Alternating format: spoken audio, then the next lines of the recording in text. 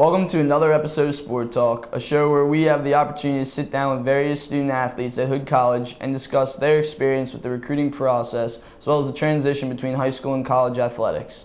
I'm your host, Scott Kiewe. She's a graduate of Governor Thomas Johnson High School located in Frederick County, Maryland. She had the opportunity to play club lacrosse for Lionheart. Please welcome freshman lacrosse player Lucy Sokoloff. How's it going? Pretty good. Thanks for having me. No problem.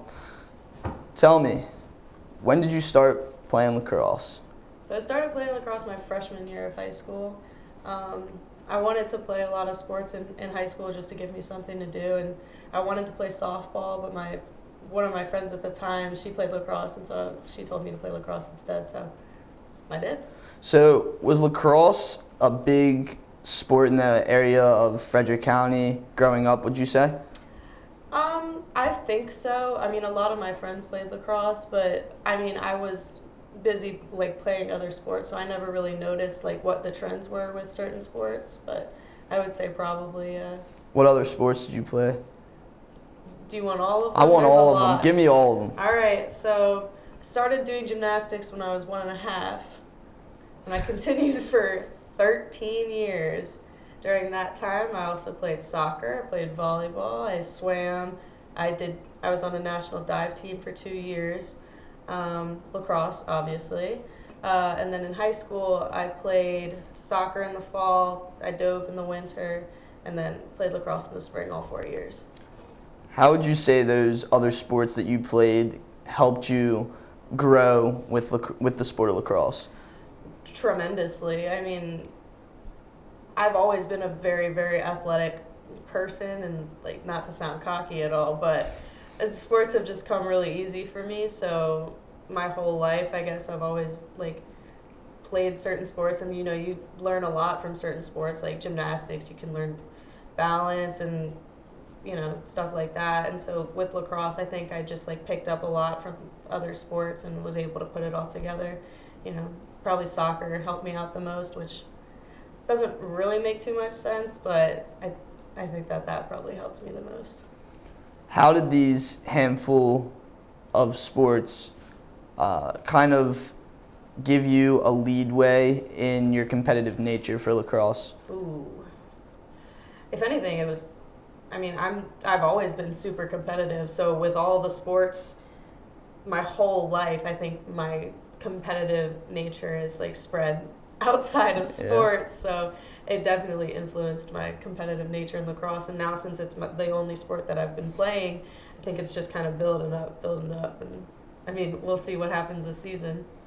Out of those handful of sports, which one would you say you enjoyed playing the most before lacrosse? Oh gosh, that's a really, really hard question, because since I've played a plethora of sports, I never really took the time to sit down and be okay, well, I enjoy this one.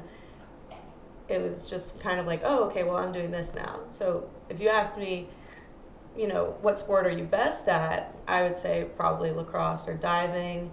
Now, what sport I enjoy the most, I don't know. Probably lacrosse, because I do enjoy lacrosse, but, there's no one sport that I like more than the other, I think. Except gymnastics. No more gymnastics. We're done with that. Talk to me about diving, because you said you were a pretty highly competitive diver. You were on the national team. Mm-hmm. Talk to me more about diving. So, obviously, I did gymnastics for 13 years prior to diving, and I broke 6 bones doing gymnastics, and so... Really? Yeah. And also, after 13 years of doing something, you kind of start to lose the love for it. So I was kind of falling out of love with it. And then I broke my arm really bad when I was 13.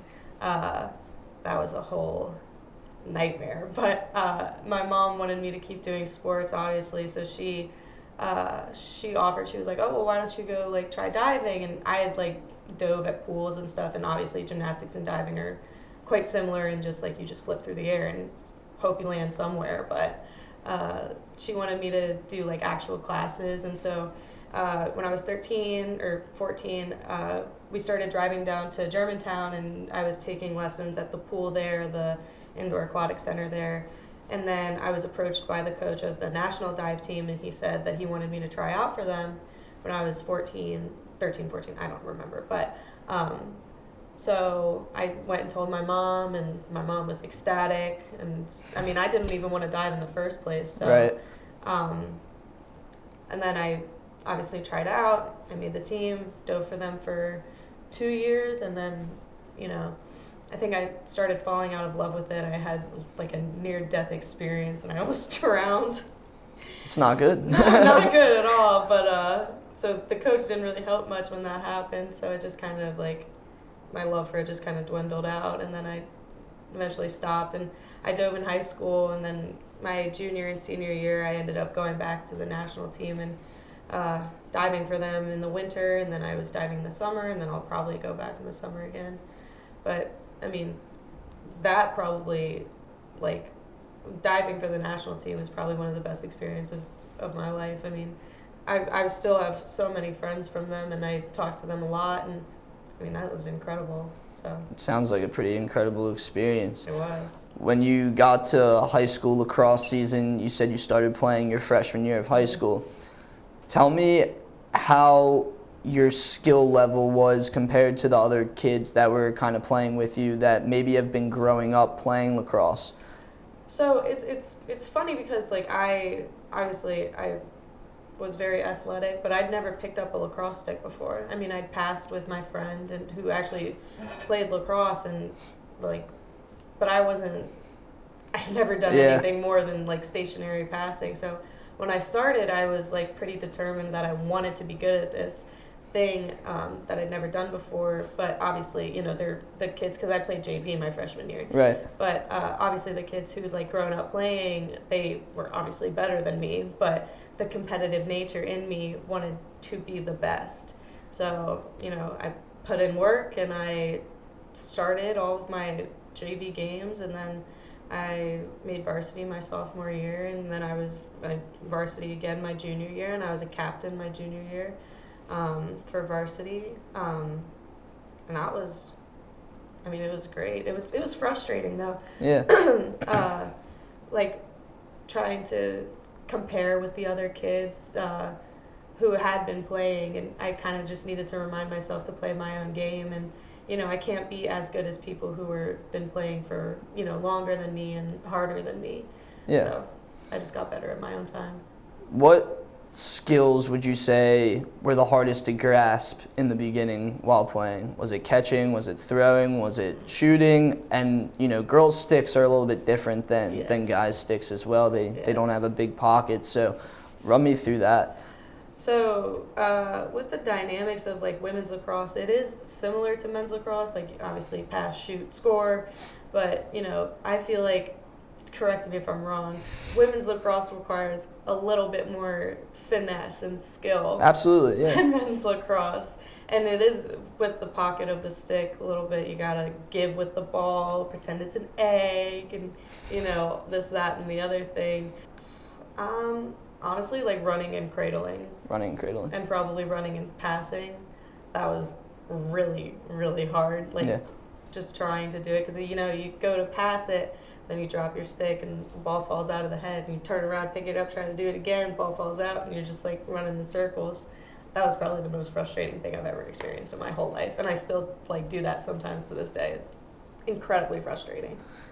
When you got up to the varsity level, how was the competition in Frederick County, would you say, compared to TJ's lacrosse program? So, TJ's lacrosse program was not disciplined. We kind of just went out there to have fun, honestly. But then it started to not be fun because we were losing so much. So the competition in Frederick, I mean, obviously, you know, Frederick High School girls lacrosse, they're a phenomenal team. They had phenomenal players, you know, Delaney Irwin, Bella Pellet, so many great players. And it was very hard to compete with them, you know, because I felt like for TJ especially, we had talent individually, but we didn't have the chemistry to bring it all together. So that was really, really frustrating. And especially being a captain, my junior year on varsity, trying to bring out that fire in people, but nobody was really interested in it, and so that was probably really, really frustrating. But the competition was great. I mean, obviously it helped me get better at lacrosse, and I mean, without the competition for Frederick County, I probably wouldn't be playing at Hood. So Fair enough. yes. When you got to Hood College, what was the biggest transition with going from high school to college lacrosse? So from going to high school to college lacrosse, I mean, for me personally, because I didn't play with a team with a very high skill level, that was probably there was a huge adjustment for me, because I wasn't expecting to go out and everybody be like a fantastic lacrosse player, but I was expecting, I don't know, it just wasn't what I was expecting, but it was great. I mean, now I go out there and my teammates are pushing me to be better, because they're like, a lot of my teammates are better than me, and I appreciate that, because they're going to push me to be, my best self on and off the field. So it's pretty great. Leading up to this season, you guys obviously had fall ball. How do you guys think that you did through fall ball that's going to lead you into this season?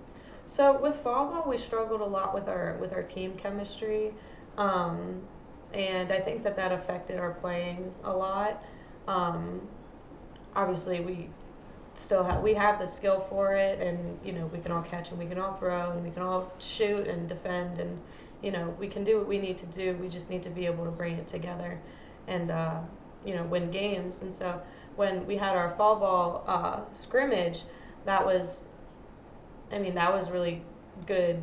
To see like where we were at, like, because we scrimmaged in practices, but it's always different. Like, you can never plan for like a real game like situation. Correct. So when we got out there, we had our first game, and it was against Shepherd, and the whole first half was us just like figuring it out. And we all play together in the fall, but I think the first half was trying to like really, really get it together, and really learning how we all play in game scenarios, because everybody says like play like you're in a game, play like you're in a game at practice, but you can never really you never get that adrenaline that you get when you're in a game. You can never you can't replicate that in a practice. So. Understandable.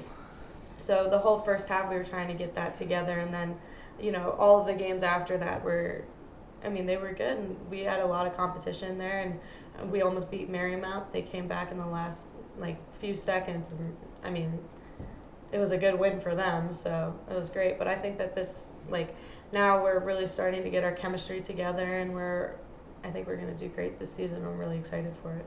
Awesome. What are you planning on majoring in at Hood? So I'm in the dual degree program for psychology and counseling.